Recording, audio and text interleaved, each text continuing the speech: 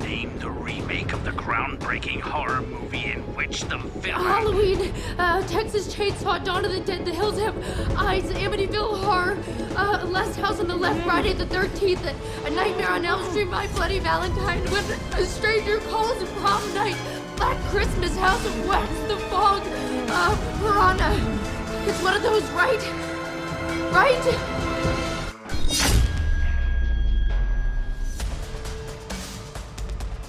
Welcome back to Don't Press Play, the podcast where I press play so you don't have to. I'm your host, Alex, and this is season 2 of the Don't Press Play podcast. We are kicking off season 2, which is all about remakes in the horror genre. And this episode, we are going to be talking about the Texas Chainsaw Massacre from 2003.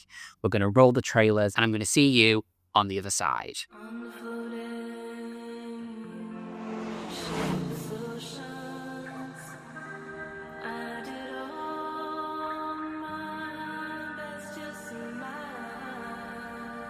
Tell me how much you love me. How much? That much? This much. That much.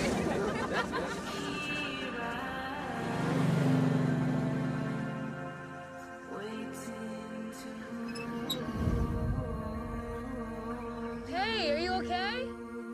They're all dead.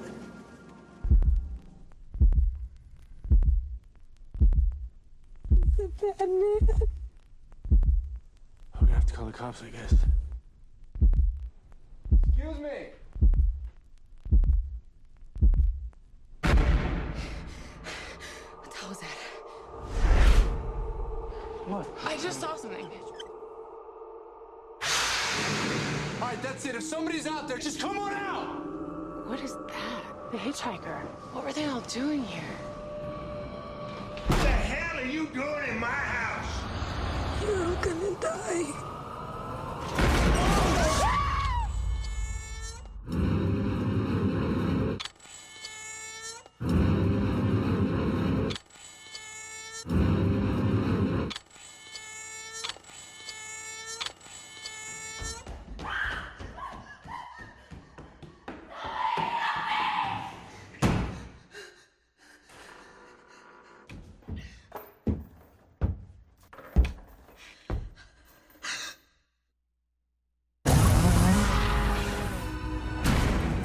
He's killing him! Who's killing who?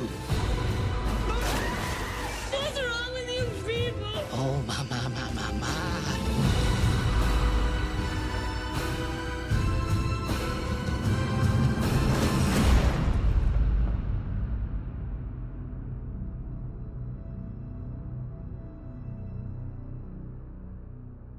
So, this week we're heading to Texas. We've been to Texas a few times now together.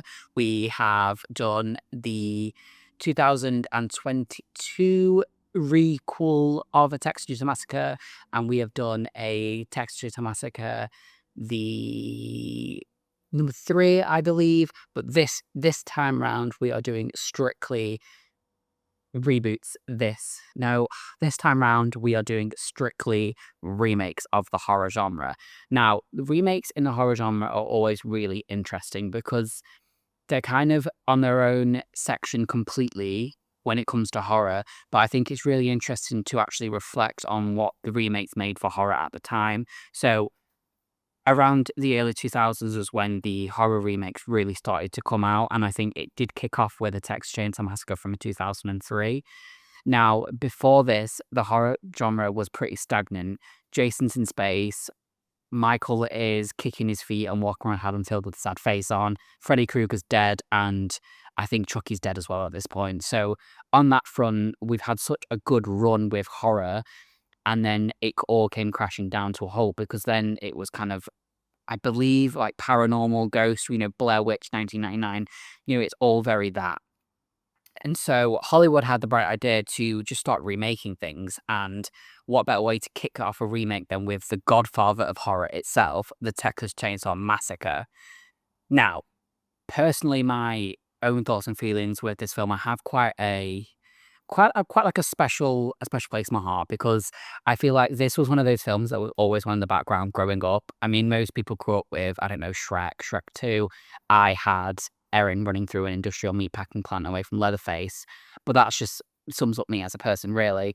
Um, so this film's always been on the background as well as the original. When my mum would put the Texas Chainsaw Massacre on, it would either be the original or the remake, and the sequels never ever. Although no, number 2 was sometimes on as well, but the remake was always on.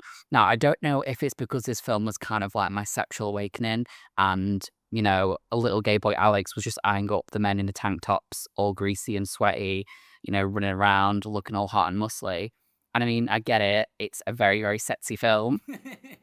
And all the casts are extremely hot and attractive. So I do get that's probably why as a kid I was obsessed with it. But even looking back now from an adult point of view, I think that this film has a lot to give, and I think it shouldn't be kept in the same category as horror remakes. If we were to compare this film to the Nightmare on Elm Street remake or the Halloween remake, it's completely in its own league, and Platinum Dunes really hit this one out of the park. And I think what really sets the tone with this film is the first off, the opening scene where they take a found footage approach, and it's like a grainy camera going down the stairs, and it's the police department investigating the Sawyer house, and it gets that Blair Witch completely, like the Blair Witch vibe completely, and that just kind of hooks you in automatically, because in the original we have just the font going down the screen explaining the stories, which is like an iconic shot of horror. And rather than doing like a cheap remake of that with digital graphics, they've gone out and taken the time and actually shot like a police evidence footage of the crime scene, which just completely leans into this like true crime found footage gritness, which is absolutely phenomenal. I just think it's such a strong point already. But I think the turning point in this film is during the opening scenes with not even the hitchhiker, there's just a girl in the road, and they pick her up in the van, and she starts telling them all how they're going to die. She pulls out a gun from her crotch and shoots herself in the back of the head, and then the camera goes through the back of her fucking head. Literally, that is a turning point for this film, because if it was a shot-for-shot remake, much like Rob Zombie's Halloween is, then we would have had the hitchhiker who's really weird and crazy and bring this kind of occult vibe. But it completely goes off trail because it's our first death off the bat, and she shoots herself in the head due to the monstrosities that she suffered already at the hands of the Sawyer family. And, she essentially changes everything about the franchise, because usually this is not how it goes. We've all know the story of Texas Chainsaw Massacre, and it's already gone completely off the rails. And then we're kind of introduced to these characters who are coming back from a concert from Mexico, or they're on the way to Mexico. I can't remember that bit. And they've got a load of weed in the van, and essentially they have to call the cops because of the dead body in the van.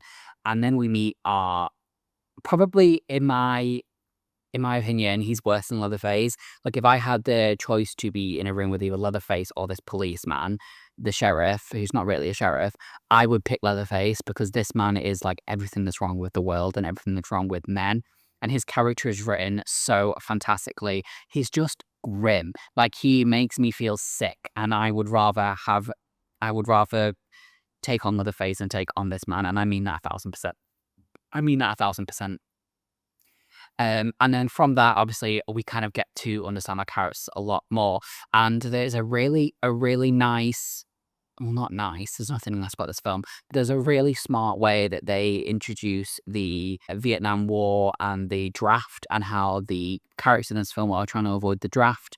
And, they just don't want to go over to Vietnam and fight. And now this is something that was kind of toyed with in the original Texas Chainsaw Massacre. It's never explicitly said, and they don't really ever talk about Vietnam in the original, but Tobe Hooper has said that this film was a response to Vietnam and kind of the monstrosities that were being shown on TV for everyone to witness, and kind of arguing what the difference between that is and horror that's not even real. So I think that little touch is just so brilliant, and I really, really appreciate that. It's not even a nod, but it's just very well written, and that's kind of what I love to see. when you're dealing with the Texas Chainsaw Massacre, the original, I always say this, the original is important because it never tries to be a film that talks about social issues. The film, just because it's made in the 70s, it's a very 70s film, you can't help but not read those things, vegetarianism and the war and, all of those important themes. It never tries to explicitly put that into the plot. So when we look at, I don't know, Texas Massacre from 2022, that film is very much, it tries to discuss gun violence and things like that, and it's very in your face about things. And this plot suffers because it tries to portray a social message. Whereas I think in a Texas Chainsaw Massacre, the remake, it doesn't try to. It could have very easily had that in the plot and ran with it, but instead, it's kind of, you just get that undertone, and that's just enough to kind of keep it in that realm of a Texas Chainsaw Massacre, if that makes any sense. So, following from that, what else do we have in this film? So, now what I thought was crazy was that this is the guy who directed it. This was his first film debut as a director. That is insane. Imagine your first film. You'd only ever done a music video before, but his first film is a Texas Chainsaw Massacre remake. You must have been shitting bricks. And I've got to give him his flowers because I think he did a phenomenal job. This film is like a dirty, gross petri dish full of sweat and grime. And I just think if you were going to do a remake of the Texas Chainsaw Massacre, this would be how you did it. Because if you were to shot for shot it, it wouldn't be any good, because the Texas Chainsaw Massacre is the Texas Chainsaw Massacre. Like I said, it's the godfather of horror. So if you're going to tell that story again, have your own vision, and that's exactly what they did with this film. Now, character-wise, we have a final girl, Erin, who are, controversially, I think she kicks Sally to the fucking curb. I think she's such a bad bitch. She runs around in her tank top and cowboy hat, and the scene of her in the meatpacking plant is in my head rent-free all the time. She is just so relentless. I just think she is the poster child for like this new wave of final girl, and that's nothing to do with, Sally in the original, because that's just a completely different era of final girl. And I think that's what I really appreciate about this remake, is that she isn't trying to be Sally. I mean, they could have even called her Sally, but instead she is her own final girl in this world of Texas Chainsaw Massacre. And again, it's that idea of like, yes, this is a remake, but it's not a rehash of the original. We're getting something completely different. We're getting different characters, the way they interact, while still keeping things similar enough that it's still the Texas Chainsaw Massacre. Because at the end of the day, they're trying to introduce this franchise to a whole new generation of people. I think this is the way you do it. And I think as we go along in this season and we, do other remakes, we can kind of see where they completely missed the bat with these, especially in films like A Nightmare on Elm Street, the remake. We see the character of Nancy, and it's a different character, but it's not, it still holds on to the old things about Nancy, and that's where they kind of lose the bat a bit. Whereas this character, Sally, she is completely not Sally. Erin, she is her own character. She has her own wardrobe. She has her own personality, and she is a fighter. And the way she runs back into that Sawyer's house, best believe if that was the original, she would have not run back in there. But she runs back in there. She fucks shit up on the daily, and I absolutely, you just gotta give her flowers, because what a fucking queen. I don't love about this film, and this is probably, it's a film about Leatherface. I don't really like Leatherface in this film, and I think it's to do with the outfit and the mask choice. I think I really appreciate I don't know if it is because this film has a prequel, and we learn that Leatherface has a skin issue on his face, and that's why he wears the mask. I'm not 100% sure if this was in the film. I can't remember because I watched them both back to back, and they do kind of blur in a little bit. However, I don't love the mask, and I don't love the outfit.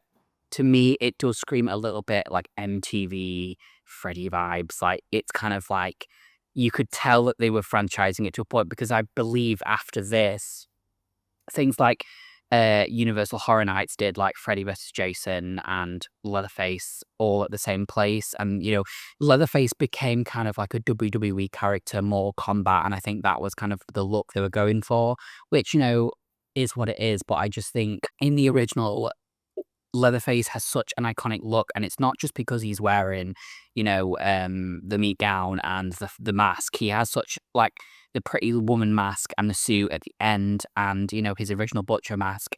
Like, it's also iconic, and I'm glad they didn't just remake it, and they didn't just use the same one, but I think the one they used is just a little bit meh, and it kind of just looks like he's wearing a carrier bag on his face.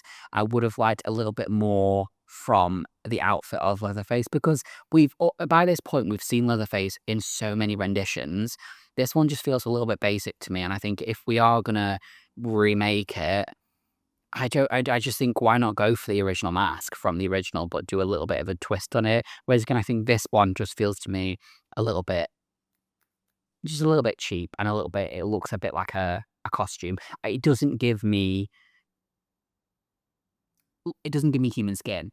What I do wish they had gone for is when he takes the skin of Erin's boyfriend and wears it, but he only wears it for like 3 seconds in this film, I swear. I wanted him to have worn that for the rest of the film and terrorized the shit out of her, because that would be like true Leatherface. Like the dinner table scene, if it was him with that face on terrorizing her, like that's just what I think is missing from this film. It's just they should have just turned that dial up tenfold. The dinner party scene, I would have wanted it to be absolutely batshit. Like, all the dead friends are on the dinner table. Like, Leatherface wearing her boyfriend's skin on his face. Like, that is the kind of stuff that you want from this film.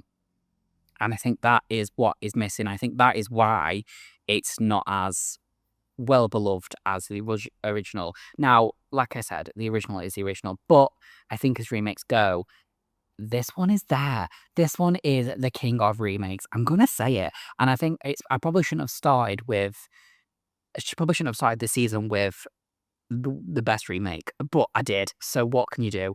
What can you fucking do? Sue me, sue me.